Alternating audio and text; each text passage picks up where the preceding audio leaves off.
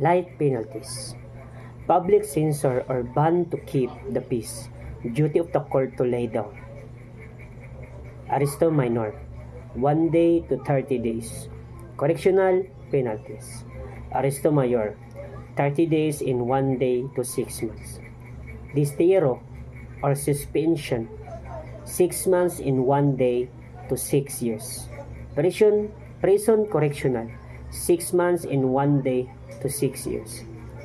Afflictive penalties. Arresto mayor or temporal disqualification 6 years in 1 day to 12 years.